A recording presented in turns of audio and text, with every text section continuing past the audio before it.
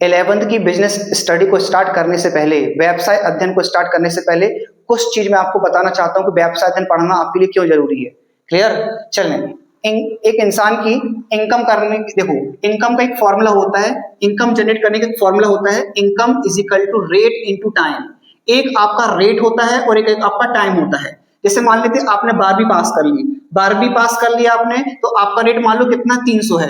आपने 30 दिन काम किया। एक इंसान महीने भर में 30 दिन काम कर सकता, 35 दिन तो काम कर नहीं सकता, महीना तो लिमिटेड होता है हमारे पास। तो मान लो वो 30 दिन काम करेगा, तो मान लो उसने कितना पैसा कमाया, 9000। ठीक है, अब उसने अपनी 12th को बढ़ा के काय में आ गया, वो ग्रेजुएशन में आ गया, मतलब उसने कॉलेज कंप्लीट कर लिया, ग्रेजुएशन कर लिया उसने, तो उसका रेट हो गया कितना हो गया बेटा, 500 हो गया। कितना हो गया?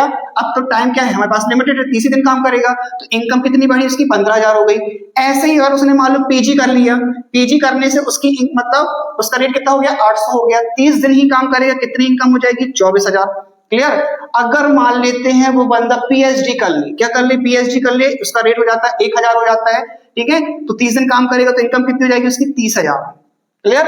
अब आपको भी पता है कि हमारे पास जो टाइम होता है वो लिमिटेड होता है, लेकिन रेट हम बढ़ा सकते हैं, लेकिन एक इंसान जिंदगी भर तक पढ़ाई नहीं कर सकता है। कर सकता है क्या?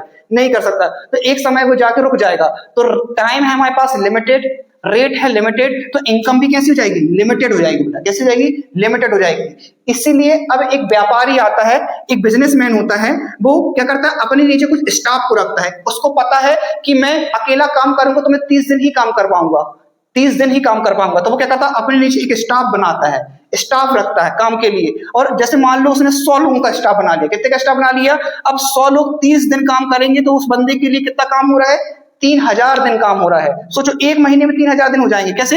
अगर 100 व्यक्ति 30 दिन काम करेंगे तो कितना काउंट होगा एक व्यक्ति का, 30 होगा, मतलब 3000 दिन उसके लिए काम हो रहा है। अगर उसका रेट भी मान लो अगर 500 रुपए है, यदि इस व्यापारी का रेट अगर 500 रुपए है, तो कितना आ रहा है, 15 लाख रुपए महीने। समझ रहे हो? ये होते बिजनेस मेंटेलिटी, जिसको बोलते हैं TCS, time compounding science. Income करने का तरीका क्या है, टाइम कंपाउंडिंग साइंस।